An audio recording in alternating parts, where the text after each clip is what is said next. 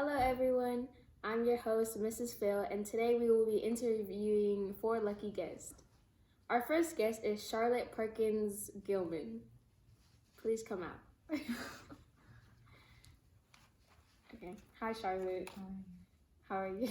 Good. Okay. So, our first question is what inspired you to write your famous short story, The Yellow Wallpaper? Well, in my first marriage, I was forced to live as domestic a life as possible. I was only allowed about 2 hours of intellectual life a day, and it drove me insane. So I wrote the yellow wallpaper to to bring light to women oppression in the house and to kind of prevent women from being driven insane, like I was. Next question. What is your vision of an ideal world? Well, men would have just as much of a right to raise children as the mothers do, and women would be allowed to leave the kitchen and the house and pursue a life of their own. Wow. And we are back with our second guest. Please come out. Hello, what is your name? Carrie Chapman Cat. How are you doing today? Good. How are you? Good, thank you.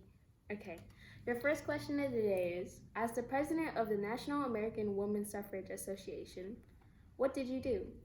Well, I gave speeches throughout the nation, supervised campaigns on both the federal and state level, and I raised funds and trained women for direct political action. Amazing. Next question. In 1920, the 19th Amendment passed all women could vote. So what was the next step? Well, I created the League of Women Voters to guide women in using their newly given franchise. Now, please welcome our third guest. Hi, my name is Louis Brandeis. Thanks for being here, Louis Brandeis. What does the quote, freedom to express ideas, to you mean?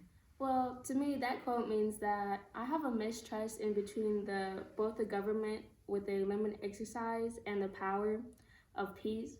So for the people, we try to find businesses that does not monopolize them, and with that, there needs to be freedom and power for the people as well. Very radical. Your work had influenced the passage in 1914 of the Clayton Antitrust Act and the Federal Trade Commission Act. What were your thoughts? Well, my thoughts were when the passage of 1914 of Clayton Antitrust and the Act of Federal Trade Commission Act came out.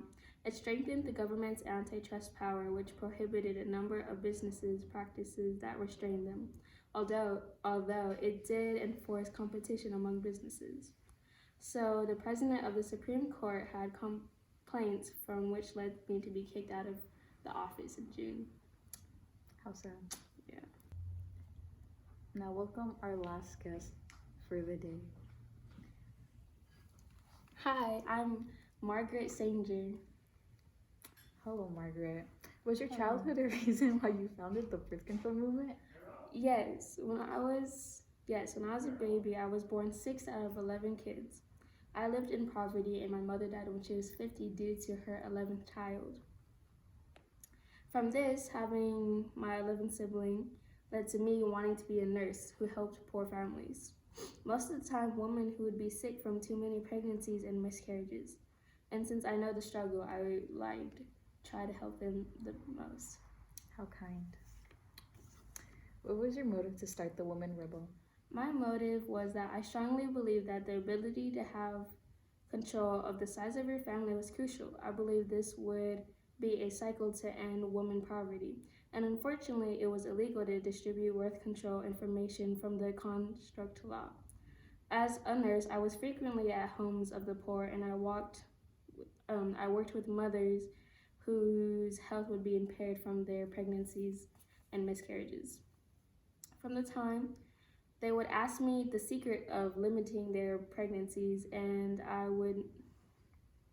knew I had to do something basically.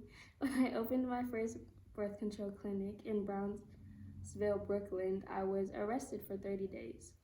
But the court ruled a option where I could sell medically things for women, which basically was my birth control. And from that on, I opened my own birth control clinic in 1921. How heroic. Thank you for tuning in to the Mrs. Phil Show. Tune in next week where we'll be talking about Hamilton. Bye.